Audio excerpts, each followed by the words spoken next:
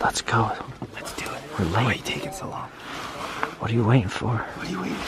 Hoping that there's a bull right out in that field feeding. Well, let's give it a minute, huh? Yeah, I think so. Alright guys, so yesterday, if you watched the video, Chad jumped a bull going in, so we're gonna wait a minute and go in at first light so we don't bump anything.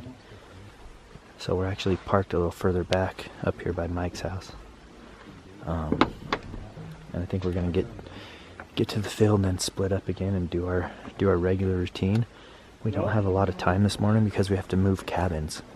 So it's gonna be a quick early morning hunt, move cabins, and then get back out here again for the evening hunt. But it could happen any day, man. It's game time, baby.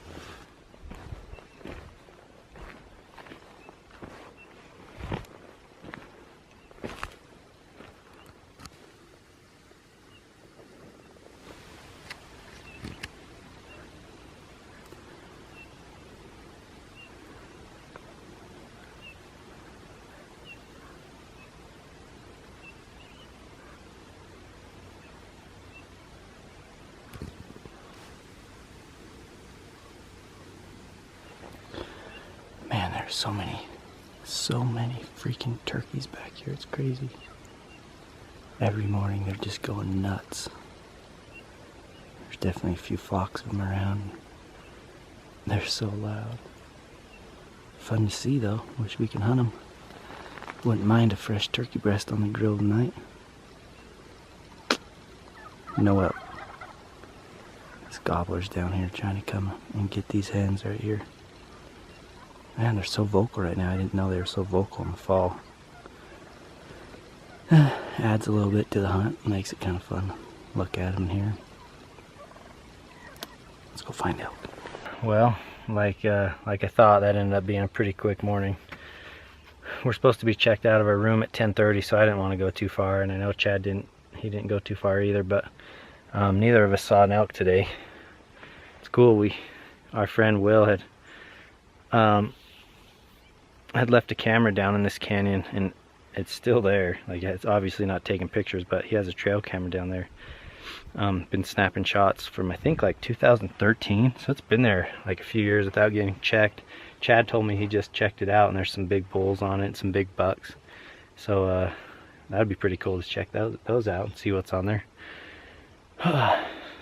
Man, I think it's time that we kind of get in locating mode and maybe move areas and just see if we can find some other elk, because the elk that were here a couple weeks ago obviously have moved out. Look who it is. B team.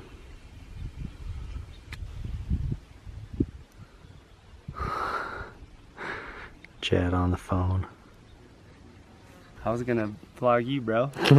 Too late, dude. Quick draw McGraw. Dude. You made it. I made it.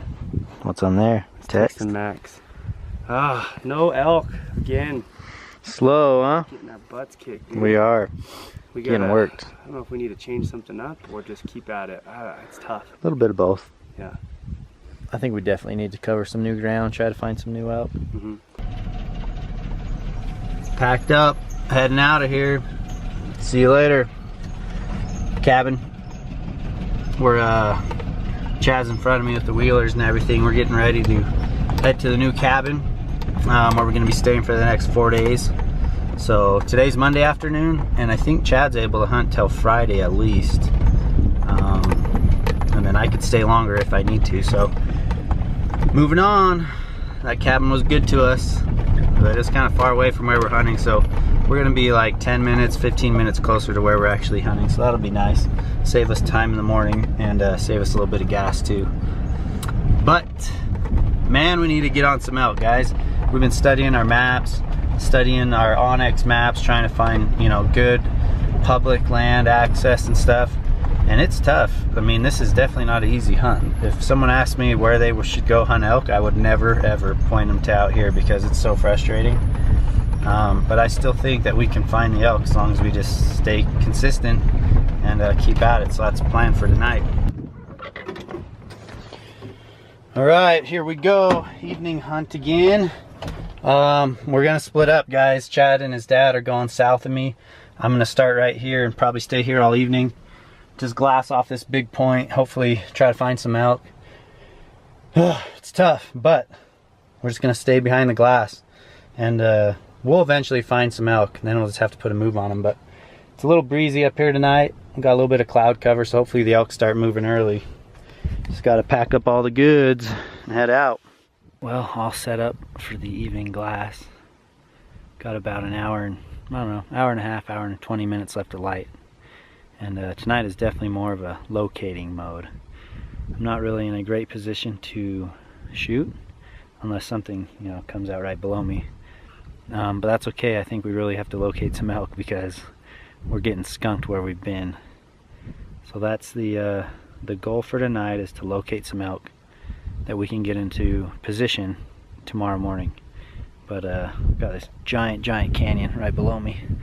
Just looking down here in this burn and all these thick cedars and sagebrush pockets.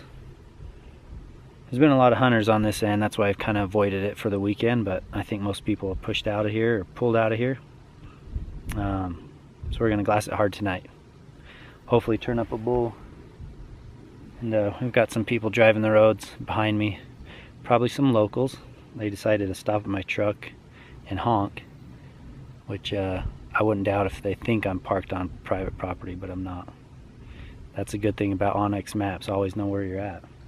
If these guys try to give me a hard time, there's no way that I'm gonna park on private property. I'm parked on BLM and I'm glassing BLM, so it's good to know. So here we go, let's find some elk.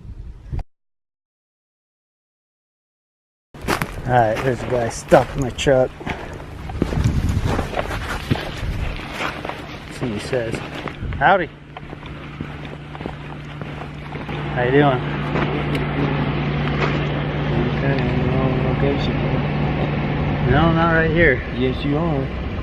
This is There's a public. little strip right here in the game where you said there isn't enough land that you could hunt. What do you mean? There's got to be thousands of acres there. I know, but you go under the rim and you can hunt. That's You where I'm sit at. up here on top. No. So That doesn't make sense. I mean, Well, if there's a that's boundary, you can. call. I'll call Dennis right now. Yeah, I'll call him. Because I know this has been marked wrong for years. It's been marked Well, private. It ain't gonna be anymore because I'm gonna put a stop to it. How can you stop someone hunting public land right here? You call Dennis and ask him. Sure, I'd love to. I mean, because just like your land, there's a boundary. There's not a buffer. Yeah. You know what I mean? It's, if you're on public, you're on public, You and can if go you're on under private. it. I mean, I understand where you come from. I know a lot of people have Well, a lot harassed of me, people have been harassed stopping me here. right here. But they ain't going over there. They're going back this way. That's not me. I know the boundaries very well out here.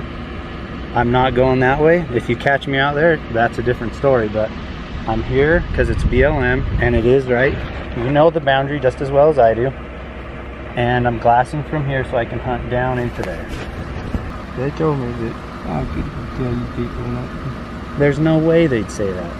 I mean, I come out here, I understand it's very checkerboard. I've hunted out here for years. I have GPS maps. I know where I'm at. Anyway, My name's Eric Eric. Chesser. Man, you know what, guys? People for years have tried to intimidate me to not hunt in this spot. And they will tell you, at first they'll tell you it's private. And like you could see, I know the boundaries. I've studied the maps, and now that I have onX Maps, it just confirmed what I knew a few years ago. That guy was actually pretty nice. The last few people have came out here and tried to rip me a new one for being on their land. Now, their argument is there's not enough land to hunt. That's ridiculous. Guys, this is the corner of BLM, and it goes for miles. There is thousands and thousands and thousands of acres of public land that is huntable right here where I'm at. And he's trying to tell me that the fish cop told him he can kick people out of here, and I'm not buying it. I've got the number to Fish and Game. I'll call him myself, figure that out. But guys, that's why you need to get onX Maps. I use the phone app. kind of shaky. I mean, I hate situations like that, but going into them when I'm confident, I know my story and I know where I'm at, I don't get too worried, but I still get like worked up because I hate confrontation. And honestly, I hate yelling at old people. I'm sure they're locals. I'm sure they grew up here, and you know, this is kind of their home turf, and I get it, but I mean, there's a boundary line. If it's public, it's public, and if it's private, it's private. There's not a buffer. He's trying to tell me there's a buffer zone and you can't hunt right here. Well, I'll tell you what, guys, this whole canyon, that's all public land. He tries to tell me there's not enough to hunt. Get your onX map, guys. When you go to their online store, if you use the discount code HUSH, you'll save 20%. I'm going to throw that plug in there because you saw for yourself how useful it can be. So know your areas, know where you're at, know the private, know the units, know everything, and honestly have that fish and game officer on speed dial like I do. I've talked to him multiple times out here, and sure, I'm not afraid to tell him because I know I'm right. So anyways, back to glassing. Let's go. Uh-oh. Money Mendez breaking out the wheeler. Oh yeah. I think we're gonna get the wheelers for tomorrow, so we can ride into some big canyons, try to check some new ground. So Chad's loading his up, mine's on the trailer in town, so I'll probably have to go get that. But tonight, slow again. Tough, guys. I know I've said it before, but this is a tough hunt with not a lot of elk to hunt and really limited access to hunt them on. So I'm just gonna keep plugging away, but that's day 3 of the hunt, day 4. This is the 4th video, so I'm gonna get to cutting this one right now and upload it for the morning. All right, there you go. You can see editing this video right now, and I pretty much wrapped it up when we got back. But after watching this clip where the old guy tried to tell me that the fish cop told him that he can kick people off of the BLM, I knew it was BS. I actually talked to the fish and game officer, and he said he's had a problem with that landowner out there before in the past, and he just likes to tell people they can't hunt there. So I did call Fish and Game. I confirmed that it's public. There's no reason for that guy to try to kick me off public land. So I wanted to ask you guys, have you ever been in a situation where you were intimidated by a public landowner, or I'm sorry, intimidated by a private landowner on a piece of property that you knew you were accessing legally, 100% legally? Any story related to stuff like that, put in the comments below. I'm gonna read all those and see what you guys say about it. But I mean, private land and public land, it's a big thing, and with the help of onX Maps, you can really know where you're at and if it's accessible or not. So check that out, onX Maps. But seriously, comment below on your experiences with like that. I've heard a lot of crazy stories from landowners, and like I said before, there's been some really rude ones out there that tried to intimidate me to leave, and you got to know where you're at all times. That way you can stand up for yourself. So definitely don't bow down to those guys. All right, so anyways, comment below. We'll catch you later.